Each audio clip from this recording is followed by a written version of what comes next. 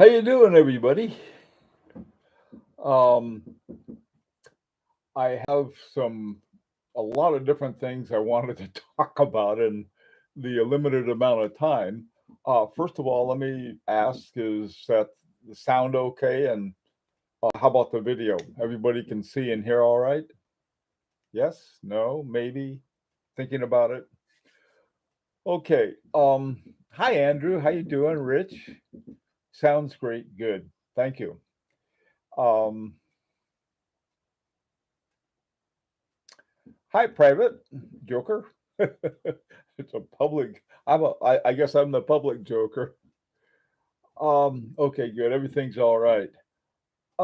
Today, what I wanted to talk about this morning, we were talking about sort of how an orphan watch became a vintage watch, and what I was at ask, I don't know if anybody who read the details, but if what I wanted to start off with, hi, Koji. Um, John Wayne, no. In many ways, no. Um, what I want to start off with is to ask you about the watches in your own collection that are orphans. In other words, from the 21st century. These would be watches such as the Rolex Prince, the any of the Patek Philippe. What are they called? Not let's see, what are they called? What are they called? What are those square ones called? Not Calatrava, but the something like gondolas. That's the one I was trying to think of. The gondolas are gone. Hi, Junior. Uh, so many of these. Yeah, that's right, Koji. Those are the ones that they made a lot of. They people bought them, and they're now all orphans. I was looking at some of the older Vacheron Constantins. Uh, when I started my collection, the third version of Vacheron Constantin 1972 had just come out. And I had the second edition of it, or the second version of the 1972. Wonderful watch with a fantastic story. It did come out originally in 1972 when Vacheron Constantin won I think it was called the Prestige de France. And it was the first time that a watch company had ever received that.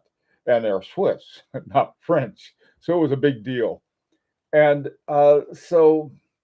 they thought, well, this would be an interesting one to collect. And there was a whole lot of the golden ratio that was used in the different versions of the 1972.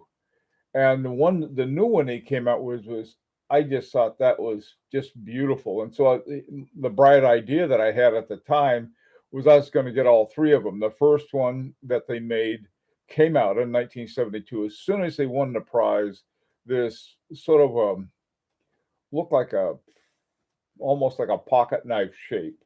And then the one I had was more of a tetrahedron or something like that. It was very interesting watch, and the golden ratio was the size of the dial, and then the new one came out and it maintained all of those, and then they got rid of them all because I think 2013 was when the last one came out, and I sort of gave up on it. Sold my So anyway, hey Flip and Zippo, how you doing? So what are some, you guys must have bought something in your collection that was a great watch at a great price, but the reason for it was that it was an orphan. In other words, they were no longer made. I have a Jules Audemars dress watch. Yes, that is the Jules Audemars and the let me see, Audemars Piguet and Edward Piguet. Both of those are very cool ones by Audemars Piguet, um, and they're both orphans, and I think they're great watches to have. There was I once had an Audemars Piguet. I was really impressed by the how accurate it was and how well made it was and all of the good materials that it was made of. But it was wrong. It was wrong for me. It was too small.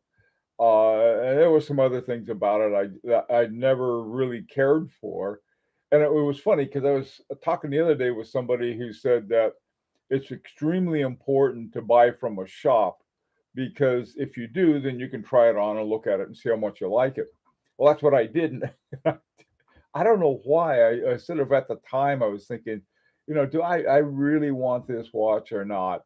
And so I asked the guy to take the back off, or have his watchmaker take it off. I just wanted to see the movement.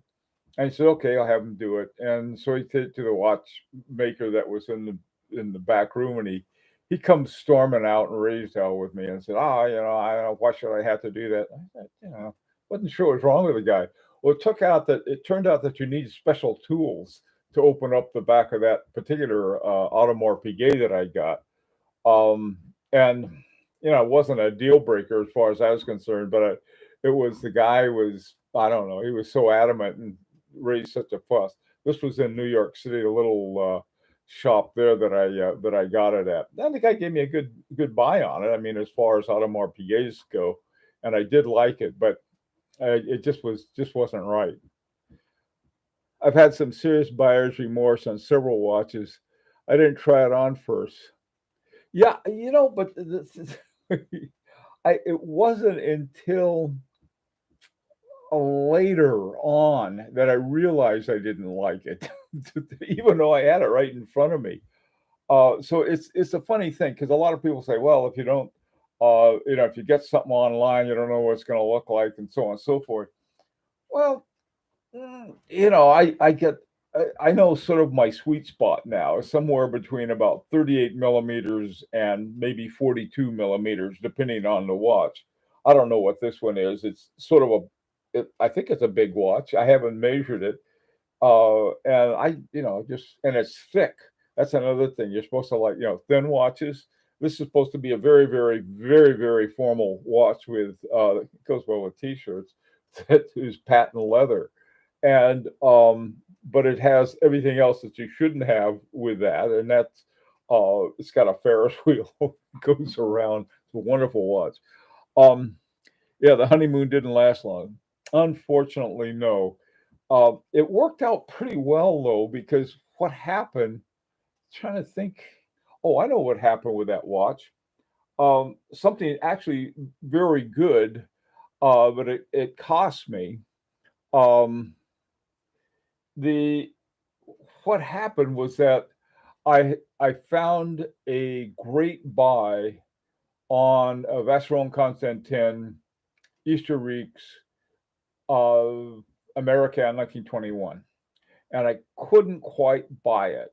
I mean, I just was just short a little, but it was brand new. It was during the Asian crisis, and it had dropped $10,000 from the brand new price, and I just didn't quite have it. But my Audemars Piguet got me over the hump, so I was able to use it for a trade in on that. And of course, I got screwed on that thing too. You always do on a trade in, but a couple times I've done it. I've gotten taken to the cleaners, but both times I ended up with a watch that was so much better that it worked out okay. The imagination is often disappointed. The map is not the territory. Yeah, that's true. You know, this watch, if I had tried this watch on, I don't think I would have liked it. Nothing about it and I've turned out, yeah, I never know. I mean, this watch has become such a favorite of mine. I'm afraid of wearing it too much. It's very difficult to wind. It's got the winding crown. This is the top up here. And then look, it's got a crown guard, and it's not easy to wind. And then when you set it, you turn it clockwise and it goes counterclockwise. And it's not only is it hard to wind, it's hard to set, and it's hard to tell time. Look at that thing. You can't tell time with this. And I love it. So, you know, I don't know what it is. I do on this one. It has double Agonese gearing on it, and that by Aganor. That's why I bought the watch in the first place. But it's the thing is cranked on by an ETA, and not oddly enough, I guess it keeps perfect time. And then it got that little Ferris wheel I get to look at. I mean, how many of you guys have Ferris wheels on your watch? Oh boy. Okay, let's see what else you guys have. I think the piece looks particularly cool. Yeah, it's got a tuxedo strap, but I don't have a tuxedo. It was it. Sometimes I mean, I shouldn't be wearing this with a. They should have. I should be arrested for wearing this watch with a T-shirt, especially with a beer name on it. Hi, Lee. How you doing? Um, yeah, real patent leather. The kind that shiny shoes are made out of, and I guess Franco's Federales had these patent leather hats that scared the bejesus out of everybody. Not much of a. Let's see. What's up, Lee? Chase the granddaughters. Oh, well, they're fun. Lee, I'll tell you, let me answer the question. You always see these the pictures of the grandparents smiling brightly as their kids and their grandkids leave. There's a reason for that. I've never purchased a watch at a shop, Steve. Yeah, this was the one that I sold was one of the few. Um, they all have been shipped to me. No regrets here. I think the project watch will be a favorite. Oh man, that thing is. God, I tell you, I hope so. That thing is. The more I look at it, I've got a whole new set of pictures. I gotta share with everyone. Man, that thing is. That's that's gonna be an experience. We'll see. We'll see what happens. I hope. Nothing counts until you got it on your wrist, Steve. Um, hey, Tuna, how you doing, man? Uh, I quite like the standard shall you made dandy. Yeah, that's another one. That's a nice one too. I I think they still make that one. I think they only have they're down. They used to have two versions of the Dandy Artie. One was the regular one, and instead of having a wheel here, you had a second hand. But they did have the gearing, the same gearing. And then the other ones, they also have, believe it or not, they have a chronograph model of this. Here's to me. I mean, other than the one that the regular dandy that they have, and it's not that expensive. They're like about 5,000, something like that, brand new off the shelf and from a company like earrings from Chaumet cost more. So watch buyers out get a break there. Uh Agonese. Yes, Forbin. It's pronounced like the A's in mayonnaise. It's Agonese. That's sort of cool. Hellman's, you can remember it with Hellman's. That ought to help. You can dip French fries in it. Tuna, that's the whole thing. It is interesting. By the way, too, look how deep. Let me see if you can see that. Look how deep that goes. I mean, it's a fat watch, but look at the depth that it goes down to the dial. I just a fun thing. This is one of the things I think as a collector, um, interesting things make a watch to me. I have some wonderful watches that aren't. I mean, they just tell time well. It's like you wind them up or jiggle them up, and they tell time. This one is entertains endlessly, and people, what are you wearing that with a T-shirt for? Uh, it matches my 1977 prom shoes. You mean in Lee? Are you telling me that at your 1977 prom in Frackin' Gulch, Oklahoma, they wore shoes? Oh, okay. Let's see. Hey, Mark J, how you doing? Javi, Blake. Hey, Blake. All right. Well, come on, you guys. You must have some. One of the things I really want to start off with is what are some orphans in your collection? To me, I don't know. As a collector, they become the most important watches and the most interesting ones. There are a few that are newer ones that came out after I started collecting that are also very interesting. All of them happen to be from H. Moser, and I already have some wonderful watches from them. But I really like the way that they use their streamline watches. Man, those are streamliner. I guess that is something new that is very very interesting. A lot of the times, though, the most interesting watches they out the door they go. Um, One of the Gondolo by Patek Philippe that was the strangest looking one. It looked like something a French nobleman would wear. In other words, very fluffery.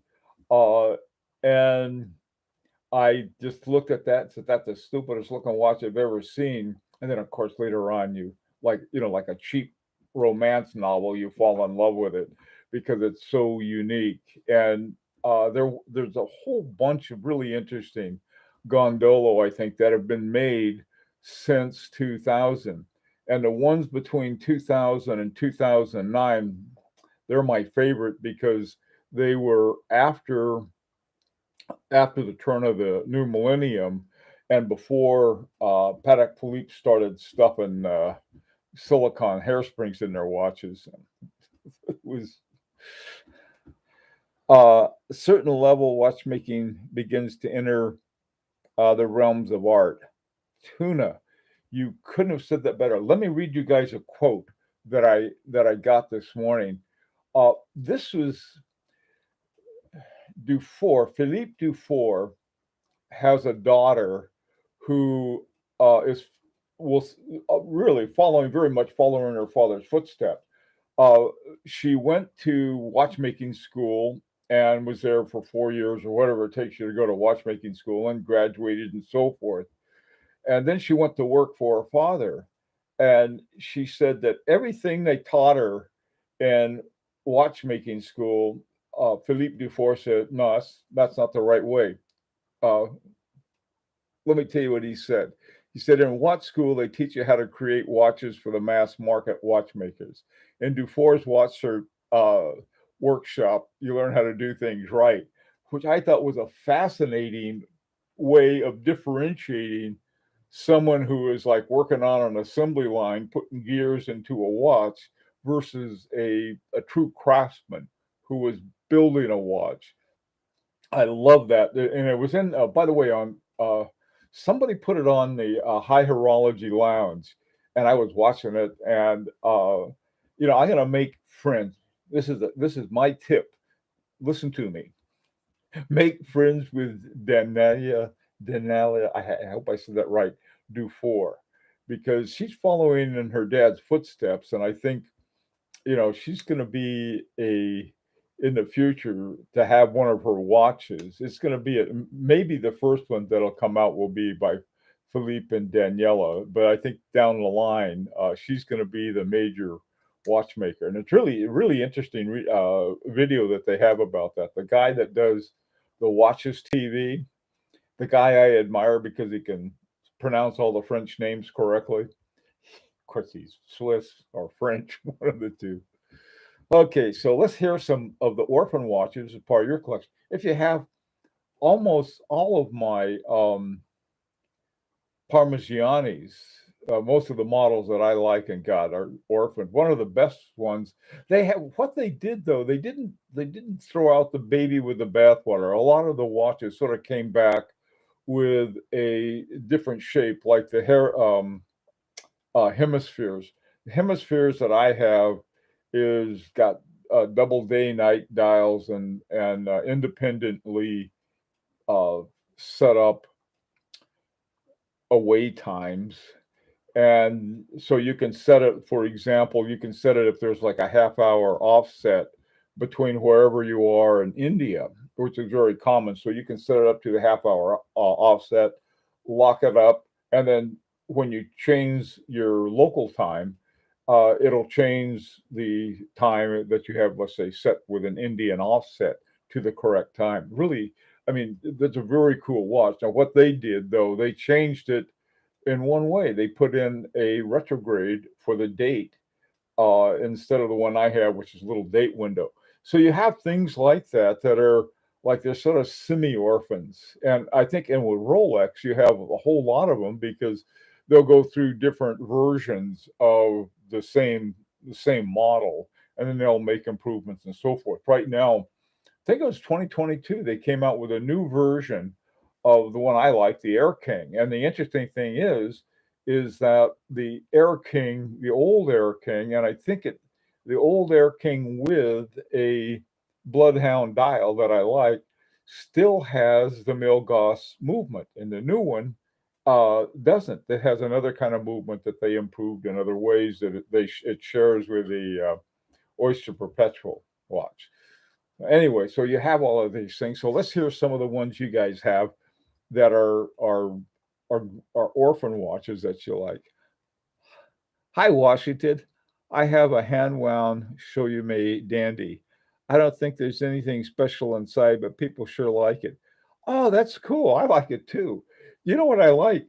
I think on those too, you have this big, thick, usually this is considered bad, the big, thick case.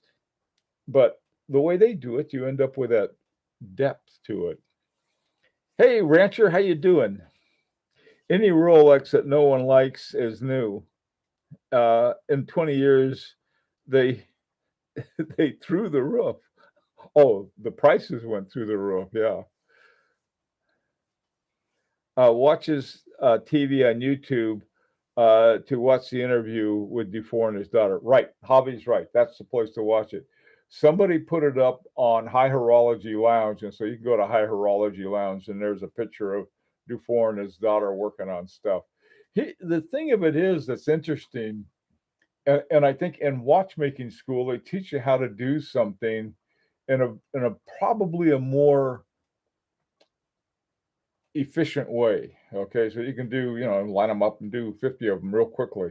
On the other hand, the way that Dufour teaches it, it's all by hand and all craftsmanship. Daniel Roth, all of Daniel Roth, that's a perfect example, Rancher. They have love those watches. They see from in the early 2000s, I think it was actually before that he started, but in the early 2000s, there were a number of Daniel Roth watches that were great and under the Daniel Roth names. And then they were bought out by Bulgari. And so then for 1 year, Roth and I think Gerald Genta at the same time were both at Bulgari. And so some of Genta designs affected some of the Bulgari watches. This is the crazy thing about it, though.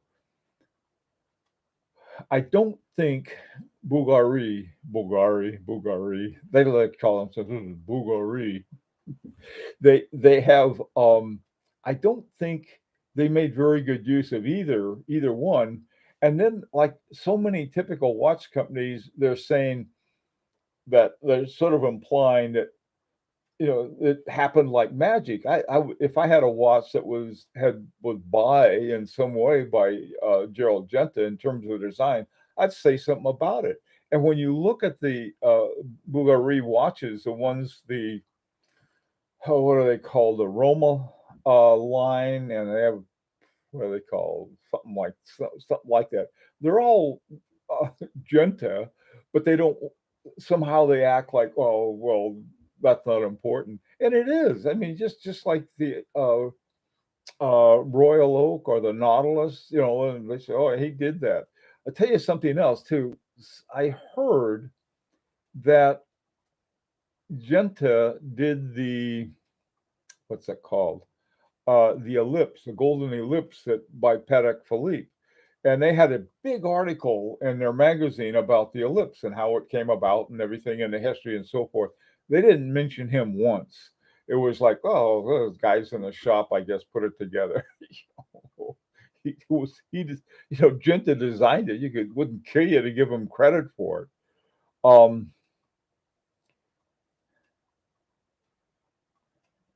Hi, MP Max Splation, how you doing? The Parmigiani Tonda 1950 seems to be have disappeared from their website. Andrew, great example. These, uh, before all of this watch hike went up, that, and it still is, you can still find some good deals on the 1950. I think that's a great example of one. The Octa, that's the thing I was thinking about, Andrew, thanks. Not the Octa, well, the whole line of Octa. It was the Octa Romo, or Octa Roma, and they had a few more other ones. But the Octa was for the Octagon, which was a Genta design kind of thing that he would do. That they're not smart enough to say, oh, this was, his design or influence or something like that, to me is very short-sighted by them. And I like their watches. um,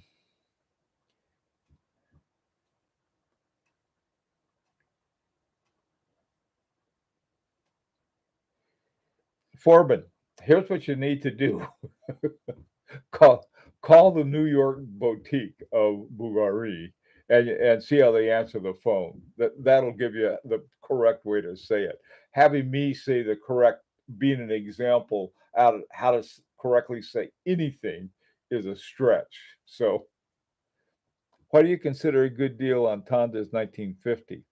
Mark, why do I consider it? Okay, first of all, I like the movement. They have there's they do good work with Voiture Manufacture Fleurier, VMF. That's who manufactures all of the movements for Parmigiani. That's one thing. I like the looks of it. I like the price of it.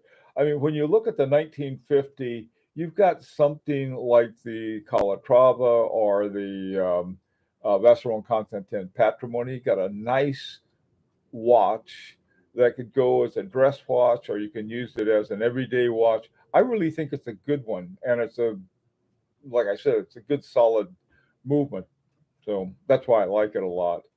Um, in case anyone's looking, there was there were a bunch of them at the watch outlet.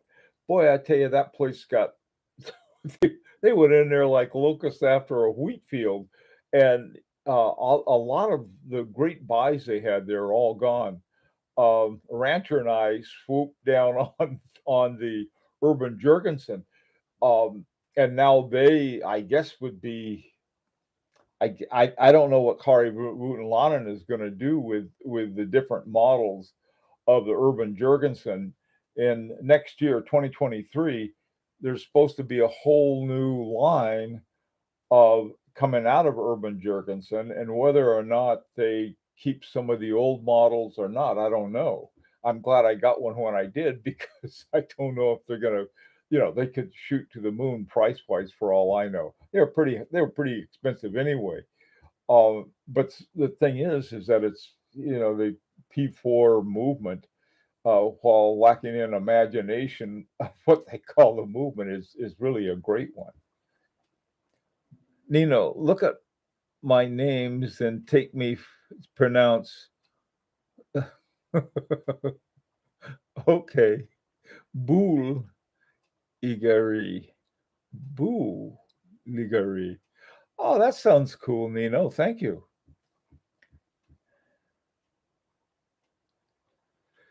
Just uploaded a new video on Serica watches.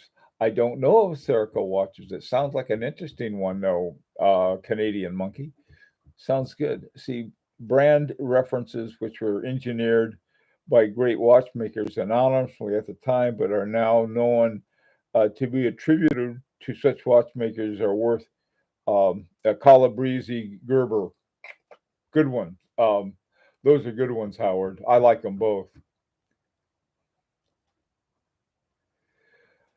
Mark, what is a good deal on a Honda? The best thing to do, Mark, I don't know right now. They have, I think we've gone into a never land. Just, drop it in a Google search and see what you can find would be my advice on those. I don't, don't know if there are any in the, new ones in the secondary market left or not. But it would certainly be worth taking a look at. Hi, Donald. You made it just in time. You sure did.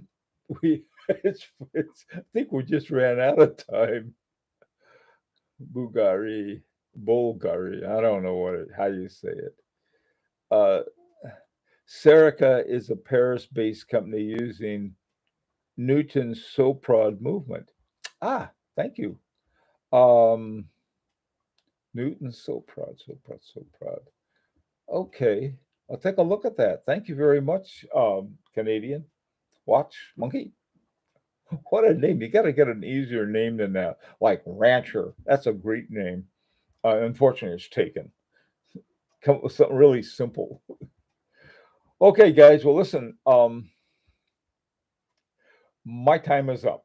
I've got to go. I'm given a allotted amount of time and to keep peace after I go home. Anyway, take a look at some of the orphans. They've got great ones out there, and I think I mean, in terms of a time of there's not a whole lot of good buys, I think you might be able to find some. Be safe. COVID. I wish it'd just go away.